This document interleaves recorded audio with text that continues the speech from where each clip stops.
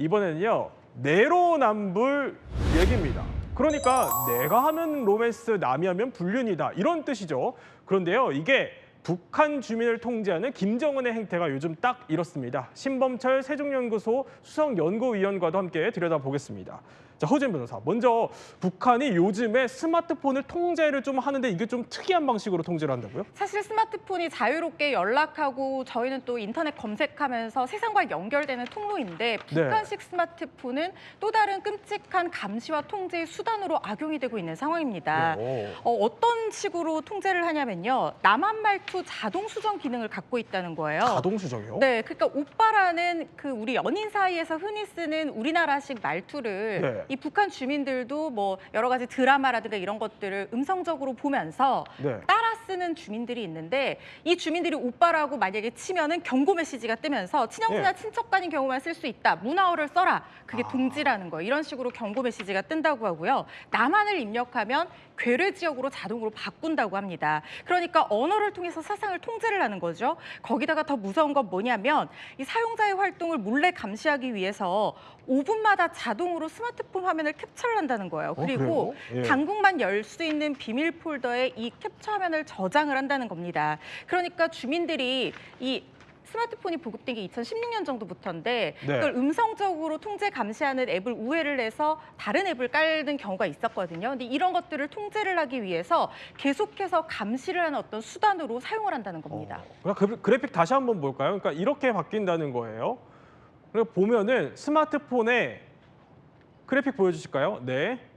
자, 이렇게 오빠라는 북한 스마트폰의 단어를 치면은 저게 자동으로 동지라고 바뀌면서 친형제나 친척 간인 경우만 쓸 수 있습니다. 경고 메시지가 뜬다는 거예요. 뭐 남한이라고 뜨면 괴뢰 지역이다 이렇게 뜬다고 하기도 하고요. 궁금한 거는 도대체 오빠라는 단어를 왜 못 쓰는 거예요? 대한민국의 말투가 네. 북한에 확산되는 걸 두려워하는 거죠. 김정은 위원장이. 네. 그래서 법까지 만들었어요. 평양 문화어 보호법. 그러니까 오. 평양말 써라 이거예요. 네. 그러면서 지금 이렇게 프로그램 이름도 재밌어요. 괴뢰 뭐죠? 말투 제거 프로그램. 그러니까 이 괴뢰라는 게 대한민국을 의미하잖아요. 네. 그러니까 한국 말투를 제거하는 프로그램을 깔아서 아무튼 대한민국의 말투가 북한에 퍼지는 걸 막는 거죠. 이거를 근본적으로는 체제의 위협이 된다고 보는 거예요. 네. 그렇기 때문에 오빠 그런 것도 남친, 여친 우리는 쉽게 쓰잖아요. 그렇죠. 그런 말도 드라마 같은 걸 통해서 북한에 퍼지고 있나 봐요. 이런 말도 못 쓰게 하고.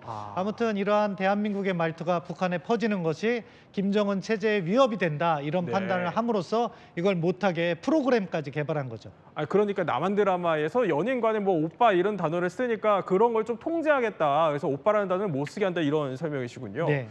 그런데 좀 황당한 거는 이렇게 김정은이 정작 본인은 뭐 동지 대신 주민, 늙은이를 어르신, 텔레비전도 TV 이렇게 얘기를 한다면서요. 그러니까 본인은 남한 말 써도 괜찮다 이거예요. 최고 존엄이기 때문에 어떠한 행동도 북한 내에서는 합리화된다 그런 거죠. 네. 사실은 아까 말씀드린 그 평양 문어 보호법 제정하고 남한 말투 못 쓰게 강도 높게 통제를 하고 있거든요. 네. 그런데 본인 스스로는 통제가 안 되는 거예요. 예. 김정은 위원장도 한국 드라마 많이 보는 거로 알려져 있어요. 그러니까요. 그러다 보니까 그런 말투가 자연스럽게 몸에 익어서 지금 말씀하신 대로 동지 대신 주민이라고 하고 네. 어르신이라고 표현하고 또 음료수, TV 이렇게 자기들이 금지해 놓은 말을 김정은 위원장이 사용하게 되는데 거기에 대해서는 누구도 뭐라고 제어를 할 수가 없는 거죠. 본인은 의식조차 못할 정도로 남한 말이 이미 익숙한 상태인데 그야말로 내로남불이 아닌가 싶기도 해요. 그런데 스마트폰에 아까 잠깐 설명해 주셨던 게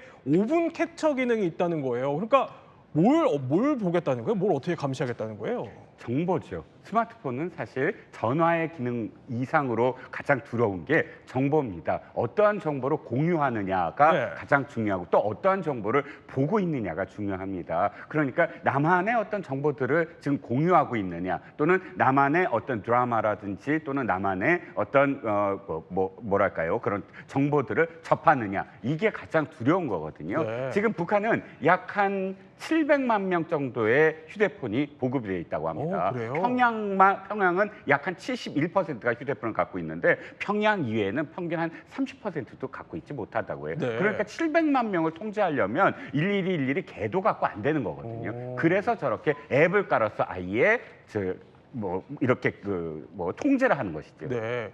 그러니까 700만 명이면 어마어마한 숫자긴 합니다. 이남희 기자. 근데 그런데 북한판 이번에 뭐 배달 앱에 데이팅 앱도 있어요? 그리고 북한판 온라인 스트리밍, 그러니까 뭐 넷플릭스, 티빙 같은 사이트도 있다고 합니다. 이런 것들이요, 요즘 북한을 여행하는 해외 서방 유튜버들이 공개를 하고 있는데요. 네. 북한판 배달의 이름이 뭘까요? 여러분도 굉장히 친근하실 텐데요. 옥류입니다. 옥류관 냉면 굉장히 유명하잖아요. 그런 네. 냉면을 시켜 먹을 수 있는 이제 이름을 따서 옥류라고 해서, 하지만 아주 모든 지역에서 이용할 수 있는 건 아니고요. 그렇게 배달 앱이 있고요. 데이팅 앱도 있습니다. 하지만 이 역시 이용할 수 있는 사람들은 소수라고 합니다. 그리고 북한판 온라인 스트리밍 서비스. 자, 이름은 목란인데요. 네. 우리처럼 모든 콘텐츠 영화 다 볼 수 있을까요? 아닙니다. 주로 북한을 선전 체제 이런 것들 선전하는 그런 콘텐츠들을 볼 수 있다고요. 중국 콘텐츠들을 일부 볼 수 있다고 합니다. 그렇군요. 뭐 옥류라는 저 배달앱을 쓰면 평양냉면이 배달이 되는지도 궁금하긴 한데 스마트폰마저도 어떻게 보면 감시와 세뇌의 도구로 쓰고 있는 것 같습니다. 그런데요, 김정은 정작 본인은 남한의 드라마와 영화를 꽤나 참고하고 있는 모양새입니다. 그럼 나 실례. 넌 또 너도 나처럼 나 좋아한다고? 내 손은 약손이니까 상처도 빨리 나올 거야. 저 영화 김정은이 뭐 메가폰을 잡았다 해서 유명한 영화 72시간인데 김정은이 연출했다 이렇게 대대적인 선전을 하던데 여기에 우리 영화 클래식이랑 비슷한 장면이 나와요? 예, 뭐 이렇게 애정 표현 같은 게 조금 네. 유사해요. 그래서 그걸 보고 한 게 아닐까 이렇게 추정이 되는 부분인데요. 네. 저 72시라는 영화 자체는 작년 저 2월에 장면이군요. 예. 이렇게 개봉이 됐고 조선중앙TV에서 김정은 위원장이 대대적으로 이렇게 지시를 했고 뭐 연출했다는 취지로 보도를 했어요. 근데 지금 화면 보시면 너무 비슷하잖아요. 그러니까요. 예. 그렇기 때문에 그걸 본 장면을 그대로 적용했구나 하는 게 어떻게 보면 표절의 냄새가 나는 거죠. 네. 그런데 또 차별화된 부분도 있어요. 그 영화 자체를 보면은요. 남한 지역의 사랑은 약간 육체적인 사랑, 네. 그리고 북한 지역의 사랑은 약간 순애보적인 사랑, 그렇게 해서 어. 차별화를 했는데 화면 자체는 정말 유사해서 네. 요 장면을 그대로 좀 해라 하는 지시가 있었겠구나 하는 걸 충분히 저희가 유추할 수 있는 거죠. 심지어는요, 영화뿐만이 아니라 북한 드라마에 요즘 우리 드라마에서는 나올 법한 클래식까지 등장하기 시작했습니다. 화면으로 만나보시죠. 처녀의 몸으로 바람새 찬 들판에서 일하느라고 정말 수고가 많겠구나. 자, 뭐지 거야? 아니, 이렇습니다. 동의를 무시하면 되나? 자, 어서. 정말 고맙습니다. 근데 결혼이라는 건 말이에요, 본인들끼리 좋아한다고 되는 게 아니지요 뭐. 그래서 하는 부탁인데 체니 쪽에서 먼저 돌아서 주세요.